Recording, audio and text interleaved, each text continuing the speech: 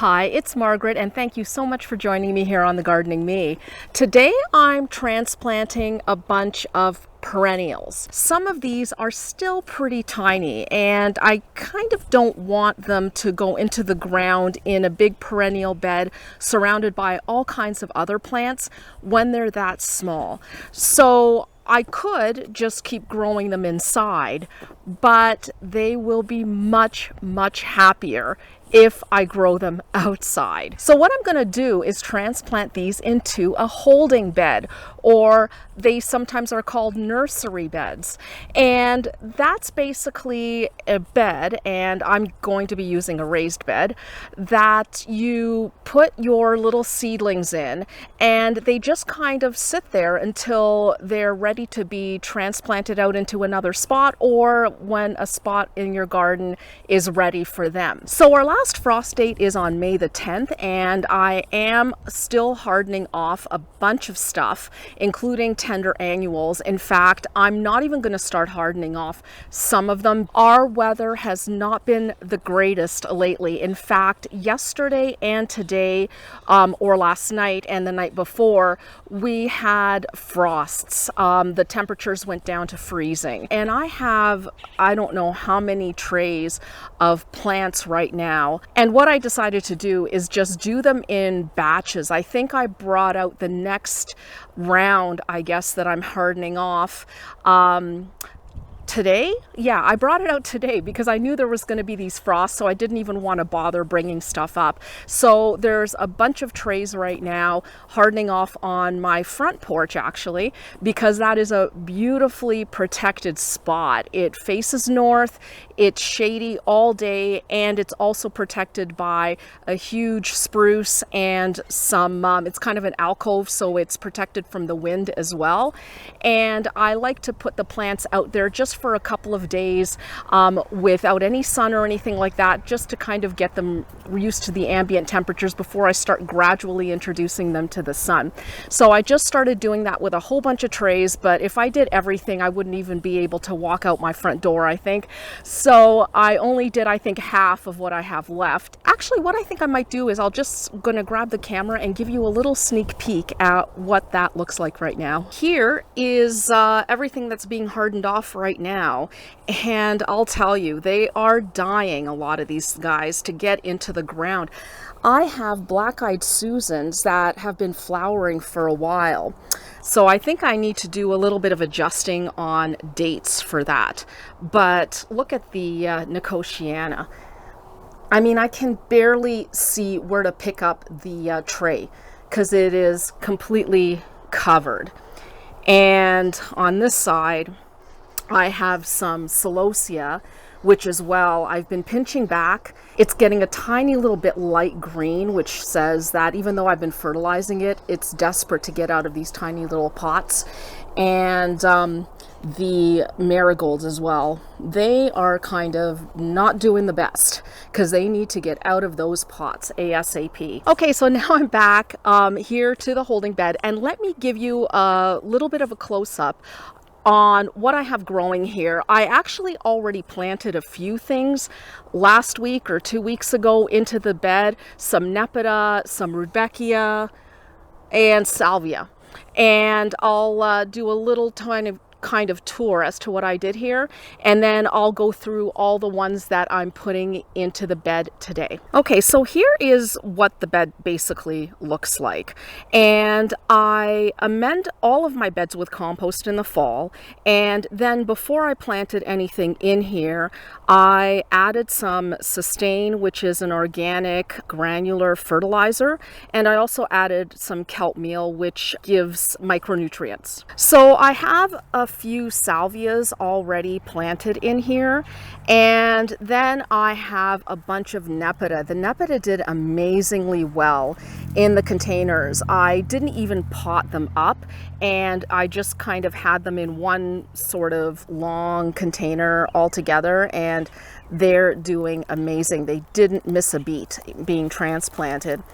And here I have a Rudbeckia. This one is Prairie Sun, and it's one that has sort of a yellowish eye, And it is an annual, I believe. Let's just give you a close-up look at what I have here. I have a bunch of salvia, and I have some penstemon, some rudbeckia. This is actually from seed that I saved from my own garden. And here, this is some penstemon, I believe. Yep, that's penstemon, some more salvia. Then we have some more penstemon here, calamintha, which is looking a little bit sad, I gotta say. I'm really hoping this perks up once I get it in the ground. More penstemon there and there.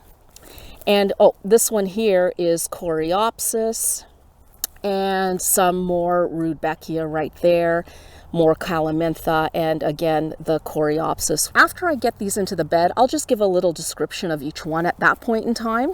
Oh, I also have my parsley here.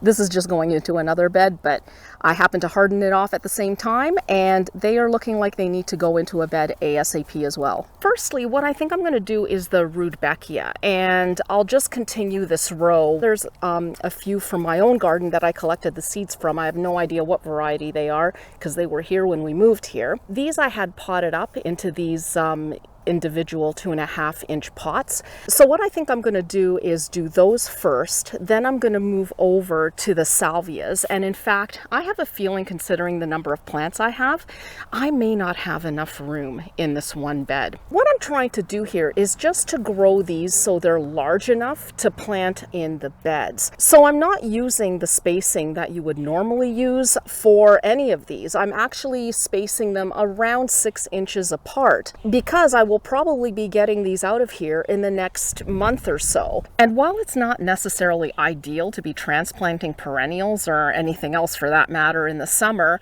as long as you keep things really well watered, generally speaking, for me, it's worked out just fine. I would say 95% of the time I haven't had an issue.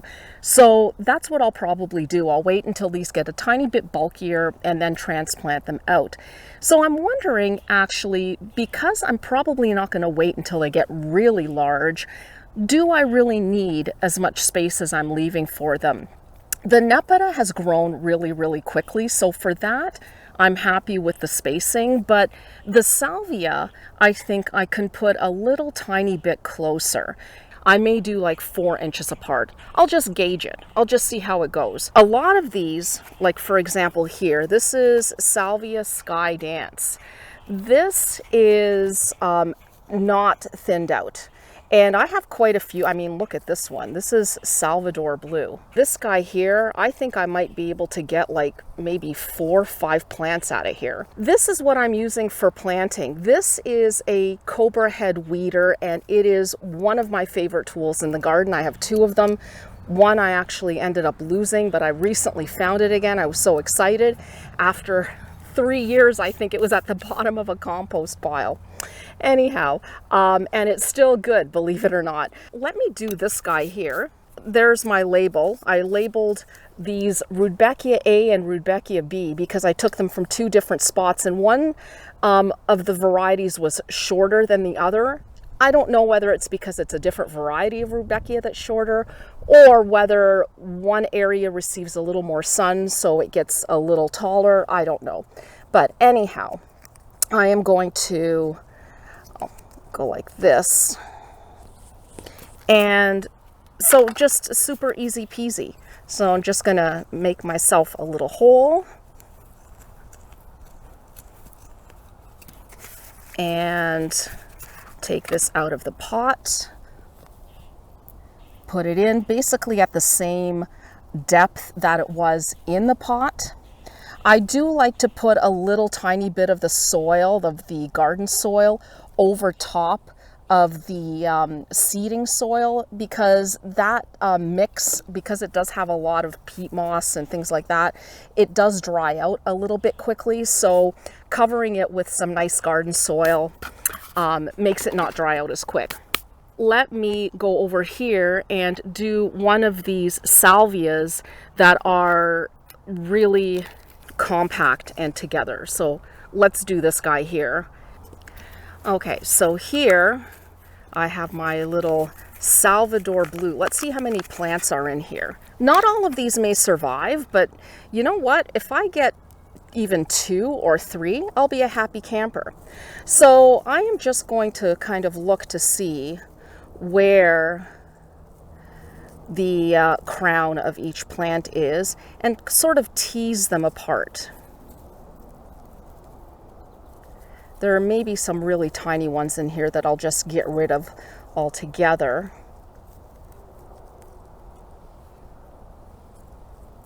Wow, I can't, but this is a lot more than I thought was in here.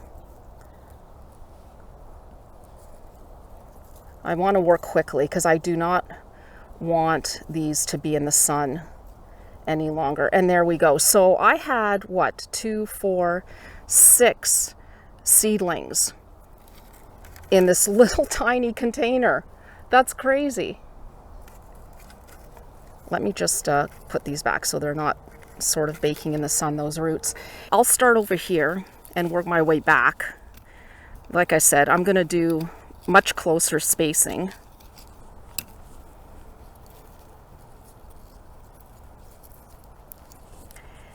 And like here. Oh, I don't know about where you are, but around here the mosquitoes are going crazy already. Oh, look, we have a friend. We have a friend. Here, I'm going to move this guy because I don't want him to get caught into the... Oh, we have another one too. What is going on? All of a sudden, I'm seeing all these worms coming out here. So, I'm going to move him, put him in the shade. Okay, back to business here.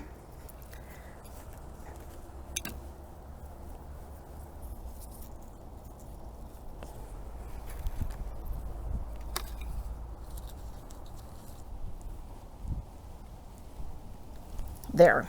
And do not forget my label. So that's basically how I'm going to be doing the rest of the bed. So I am going to speed things up, and here we go.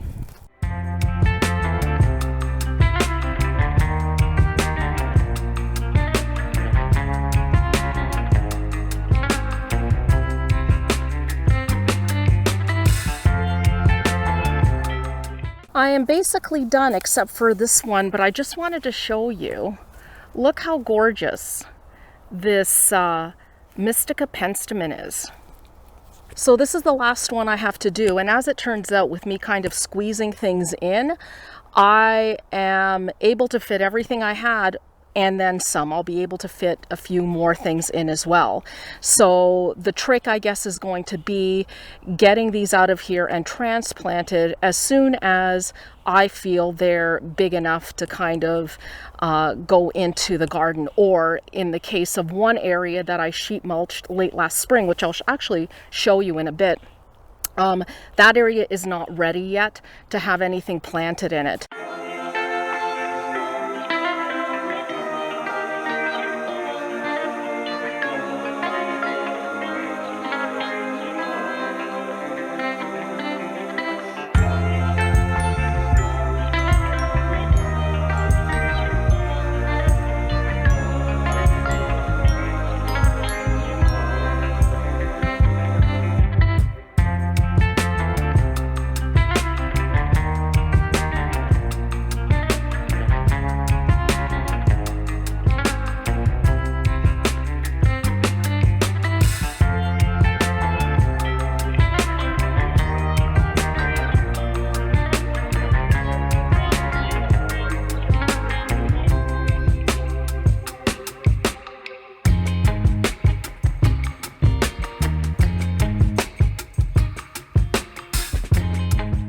Okay, we are all done. So the only thing I have left to do is I have to put the drip lines back, but otherwise we are good to go. So why don't I go through everything I have in this bed, all the different varieties, just quickly. Okay, so we're going to start off on this side with the salvias, and the first one here is Sky Dance, and this one is a soft periwinkle blue flower, and it's a perennial in zones 3 to 4. It gets about 20 inches tall. Then up here, this big one, and then the teeny tiny one is Rose Rhapsody. So that one is blush pink and it's about 18 inches tall. Next is New Dimension Blue. That one gets 10 to 12 inches tall. And I don't think I mentioned, but Rose Rhapsody is 3 to 9. And the New Dimension Blue goes down to zone 4. Then up here I have some more Rose Rhapsody. And I have Salvador Blue, which has deep violet blue spikes, and it blooms early on dark stems, and it goes down to zone 4. And then beside that, we have Blue Cloud, and this one gets 3 feet tall. This is a tall one, and it has sky blue blooms, and it goes down to zone 3. And I also have a New Dimension Rose here, which is basically the same as the New Dimension Blue, except it's pink. Then we have the Nepeta, and I have 2 types of Nepeta here. One is Blue Panther, which is this one right here. I only have 3, it looks like, of those. And then here is Pink Panther. And they're both 12 to 20 inches tall. And the Blue Panther is deep bluish purple, and obviously the Pink Panther is pink. And they go down to zone 4 all the way up to 9. So that's the Panther series. And then right next to it, I have Grandview Nepeta. And this one is 12 to 24 inches tall, and it comes in pastel pinks, blues, and whites. And it's a zones 3 to 7. And then way up there is a penstemon, and that one is Rocky Mountain Blue. That one is an heirloom, and it has violet blue flowers, and in the winter the plant's rosettes turn from green to reddish purple, and it goes from zones 4 to 9, and it's 24 to 36 inches tall. Then we have the Prairie Sun Rudbeckia. This is the annual I was talking about originally. And then these 2, Rudbeckia A and Rudbeckia B, are the Rudbeckia from my garden. They grow between 3 feet and 4 feet tall. Then we have Indian Summer Rudbeckia, and this one grows 36 to 42 inches tall. And it is a perennial, and it is a zone 4 to 9. And it has single and semi-double blooms. So here we have Double the Sun, which these are teeny tiny. I hope that they will do better now that they're in an actual garden bed. So these are 12 to 15 inches tall. They're semi-double 2.5-inch flowers, and the flowers come out about 2 to 3 weeks earlier than other Coreopsis. And it goes all the way down to a zone 4. Next to that we have Sunburst here, and up there we have Double Sunburst, so singles and doubles. And these bloom from summer to frost. They have golden yellow flowers, and they're from zones 4 to 9. Then next to that, we have a row of Calamintha, and we have Marvelet Blue and Marvelet White. Up here is the white, and back there is the blue. These grow 8 to 10 inches tall on kind of mounding plants, and they're hardy down to, well, the white indicates it's down to zone 5, but the blue says it's 4 to 9. So I'm not really sure what the story is. So, because normally if you have a series like Marvelet, different colors, it should be the same hardiness. And then we come to the penstemon, and these grew really, really well for me. I didn't even pot them up, and I mean, these seedlings are pretty nice looking. So first we have Dazzler Blend, and the awesome thing about this one is it's actually a dwarf. It's only 12 inches tall, so that's going to be pretty awesome. That means I can put it right at the front of the border. And that one is a mix of colors. We have pinks, blues, and purples in there, and it's hardy from zones 4 to 8. And then beside it is Mystica, the one I just planted there at the end. And this one has green foliage in the spring, and then it morphs into bronze and red shades during the summer and fall, and you can already see that that's starting to happen. And it is hardy down to zone 4, and the flowers on this one are a soft lavender pink. Okay, so I love planting up beds, but my back doesn't. So I'm gonna go in and take a break. But before I do, I thought I would take you up front and just show you the bed that I was referring to earlier.